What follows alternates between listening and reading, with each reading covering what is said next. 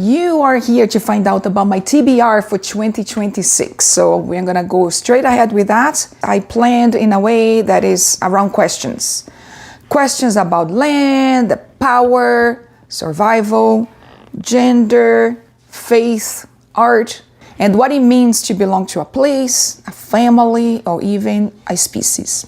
These are the books I want to read in 2026. Some are American classics, some look towards the future, and some come from places where literature refuses to look away. To understand America, I am starting with its land stories. Oh Pioneers, My Ántonia, East of Eden, The Scarlet Letter, The Grapes of Wrath. Old Pioneers and My Ántonia feel like two sides of the same memory. Immigration, endurance, and the quiet heroism of ordinary lives. East of Eden is one I've saved on purpose. Inheritance, moral choice, good and evil playing out across generations. The Scarlet Letter is about public judgment and private guilt.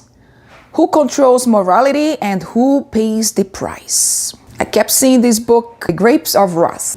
Placement, labor, dignity still feels uncomfortably current. What is striking is how these books echo questions that science fiction asks in a different way.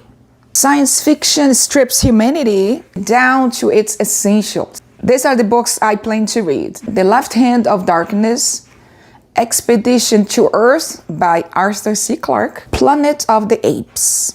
The Left Hand of Darkness isn't really about another planet, I heard. It's about gender, trust, and political misunderstanding. Expedition to Earth is a collection of short stories exploring humanity again from different angles. Wonder, fear, and moral questions about our place in the universe. Planet of the Apes, I actually didn't know it was a book first. It's about civilization and what happens when humans stop being the center of the story. Some of the most brutal truths, though, come from realism. Brazilian literature does not romanticize suffering. Barren Lives by Graciliano Ramos. The Devil to Pay in the Backlands by João Guimarães Rosa. Barren Lives is about poverty, droughts, and survival without sentimentality. The Devil to Pay in the Backlands is dense, violent, and philosophical. A moral epic disguised as regional novel. These are very difficult books, and I guess that's the point. After that intensity, I like to change not to seriousness, but the form. A couple of mangas here. Sometimes silence carries more meaning than explanation. The Cats of the Louvre is about art, time, solicitude, and observation. It is manga as atmosphere, not escapism, but reflection.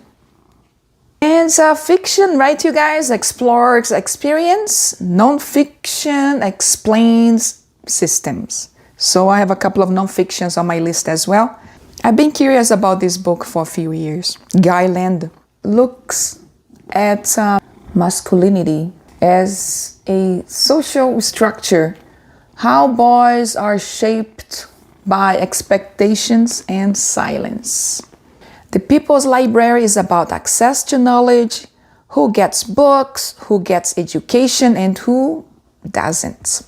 Land of Dreams looks at aspiration and inequality, promises societies make versus what they deliver.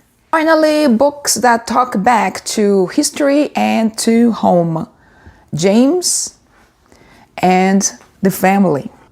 James reimagines Huck Finn from another voice, reclaiming narrative power. This family here explores kinship, power, and silence. How family stories matter and how ambition, loyalty, and betrayal shapes lives.